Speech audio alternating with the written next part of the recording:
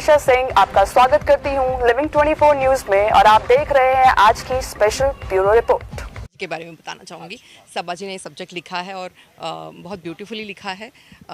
जो एक आर्टिस्ट को परफॉर्म करने के लिए चाहिए वो उन चीज़ों को हम ऑन सेट भी वेरिएशंस करते हैं, but at the same time उन्होंने लिखा है, बहुत जल्दी में लिखा है, फिर भी बहुत अच्छा लिखा है। So yes, he is done a good job. अब बाकी मैम इस कहानी का कौन सा वो पार्ट था जिसने आपको बेसिकली इस किरदार के लिए प्रेरित किया, क्योंकि एक मदर प्ले करना है, वो भी एक बड़े बच्चे का आदित्य जैसे बड़े बच्चे का ग्रोन अप मैन का माँ का किरदार निभाना है आपको? मुझे लगता है this is only starting from her and ending with her, और मैं सिर्फ किरदार वैसे करना चाहती हूँ जो उतने पैशनेट है। हर बार वो पड़ाव दिखता है। एक लड़की जब शादी करती है तो वो भी है, और वो शादी करने के बाद में उसको एक बच्चे का सुख चाहिए होता है तो वो भी है। उस सुख को पाने के लिए उसे क्या करना पड़ता है वो भी है। और फिर जब बच्चा पैदा होता है तो बच्चे के पॉइंट ऑफ व्यू से आपका जीवन चलने लगता है, लेकिन एट द सेम टाइम किस तरीके से आपके हस्बैंड के सपोर्ट से आप अपना लॉ का पढ़ाई पूरा कर लेती हो, आप पति का साथ देने के लिए उनके जीवन के जितने चैलेंजेस है वो एक्सेप्ट कर लेते हो, वो आपको साथ देके लॉयर से जज बना देते हैं, और फाइनली आप उस मुकाम पे भी पहुंचते हो, और फिर आप एक धर्म संकट में आकर खड़े हो जाते हो कि अब डिसीजन लेना है, अब लो, अब बताओ तुम क्या हो, जज हो, माँ हो, क्या हो। सो आई फील औरत के जीवन में ऐसे क्षण बहुत बार आते हैं जहाँ पर वो इस तरह के अचंभे में पड़ जाती है। जब बच्चा पैदा होना होता है तो आपके करियर को साइड रखो, बच्चे के ऊपर फोकस करो, बच्चे की पढ़ाई हो गई तो उसके बाद में बच्चे के लिए क्या कर सकते हो वो सोचो। तो everything is surrounding that. But एक औरत जब वो करियर माइंडेड भी होती है तो उसको किस तरीके से अपना घर और परिवार निभाते हुए एट द सेम टाइम आपके लाइफ में आपका जो धर्म है वो भी निभाना है, तो कैसे डिसीजंस लेने होंगे, इस बारे में एक कहानी है। एंड आई फेल्ट इससे बढ़िया कहानी हो नहीं सकती है for me to do. Like I feel मैं जस्टिफाई कर पाऊंगी इसको। नहीं, आप यकीनन इसे जस्टिफाई कर पाएंगी और इसी विश्वास के साथ मेकर्स ने आपको अप्रोच भी किया होगा। बाकी मैम आपके थोड़े से और आपके सिनेमा से जुड़े हुए सवाल है। कुछ फिल्में बड़ी रिलीज हुई हैं, आपके मित्र के सरिलाल यादव की फिल्म रिलीज हुई है संघर्ष 2, और पवन सिंह की फिल्म हुई है हर हर गंगे। क्या बाकी लेकिन कोई फिल्म इसमें से देखी, और देखी तो कौन सी देखी और कैसी लगी? मैंने फिल्म नहीं देखी है लेकिन ट्रेलर ज़रूर देखे हैं। फिल्म में दोनों ही बहुत उम्दा हैं और काफ़ी अच्छा डायरेक्शन भी है।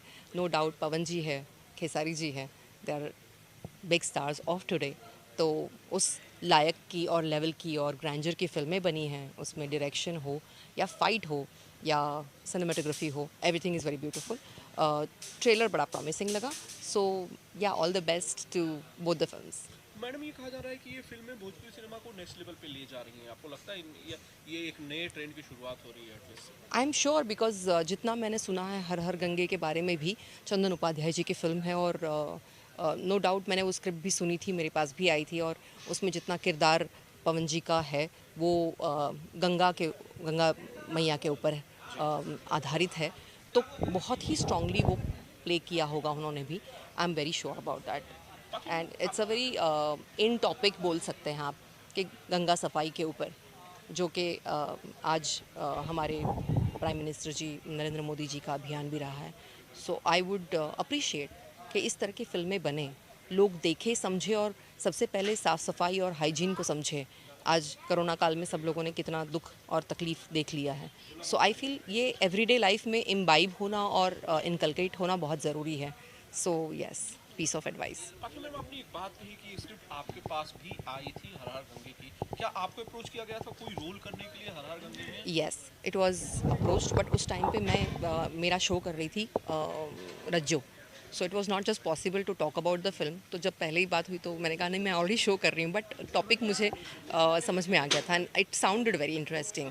मुझे इतना याद है गंगा सफाई के ऊपर वो रहा है, और काफ़ी चीज़ें इंटरेस्टिंग, उसमें स्टार कास्ट भी काफ़ी अच्छी है, सब बड़े कास्ट उन्होंने लिए थे। आई थिंक मनोज जी भी पार्ट है उसका।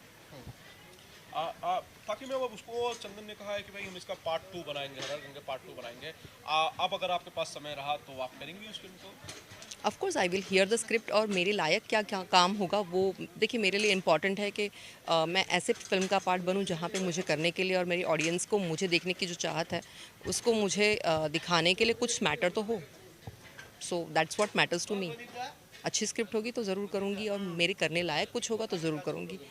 I prefer different subjects and जिसमें मेरा कुछ अच्छा प्रोमिनेंट सा किरदार दिखे. बाकी में बहुत सारे लोग हैं अक्सर कमेंट करके पूछते रहते हैं, आपका गाना बड़ा हिट हुआ था बंगलिंगा, बहुत सारे लोग हैं, मैं शायद कमेंट्स को गिन नहीं पाता जितने सारे लोग कमेंट करते हैं. 125 मिलियन हो गए हैं और 126 मिलियन पे चल रहा है अभी वो गाना. 126 मिलियन बहुत ह्यूज नंबर्स हैं. Yes. बाकी में आपको लगता है कि जो पॉपुलैरिटी है ये उसका पार्ट 2 डिमांड करती है कि भाई इसमें ऐसे गाने आने चाहिए या ऐसा बंगलिंगा का पार्ट 2 आना चाहिए, तो आपका क्यों नहीं शूट कर रहे हो, आप क्यों नहीं कर रहे हो? मुझे लगता है कि डिसीजंस ना ऑलवेज प्रोड्यूसर्स लेते हैं, हम लोग सिर्फ पार्ट होते हैं. तो नो डाउट जब बंगलिनिया 1 बनाए हैं और उसके सक्सेस से जैसे निरवा रिक्शा वाला बनी थी, निरवा रिक्शा वाला 2 भी बनी, निरवा रिक्शा वाला 3 भी बनी, तो आई एम श्योर ये भी क्लिक करेगा. आदिशक्ति इज़ द प्रोड्यूसर, तो ज़रूर उन लोग अगर सोचेंगे तो उनको सोच के बनाना चाहिए. आई फील आप ओके हैं, करेंगे अगर आप करेंगे any time, I mean why not. बहुत ही सुंदर और बहुत ही साफ़ सुथरा गाना था, बहुत ही मस्ती वाला गाना था. और ये कहानी बहुत प्राचीन वक्त से ऐसी रही है कि हस्बैंड्स बिहार से छोड़ के चले जाते हैं और जाके बंगाल में बसते थे, तो वहाँ पे भी उनकी कोई एक वाइफ होती थी. ऐसे कुछ इंसिडेंसेस होती. I don't believe in that, but या ये कहानियाँ हैं, मनोहर कहानियाँ हैं, और उनको मनोहर कहानियाँ ही हम समझे तो ठीक है. So it's a very playful and notorious song जहाँ पे एक वाइफ हस्बैंड की छेड़खानी कर रही है और उसको उस बंगलिनिया से हटाने की कोशिश कर रही है. सो it was a very beautiful nice number I felt.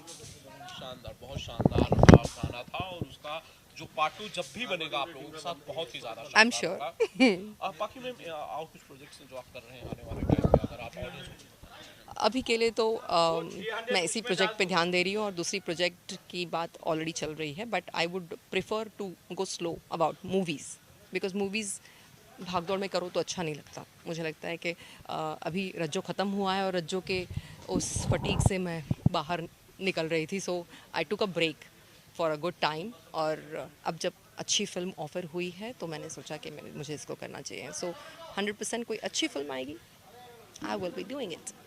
Okay, thank you. Thank you ma'am. बाकी में बहुत बहुत थैंक यू.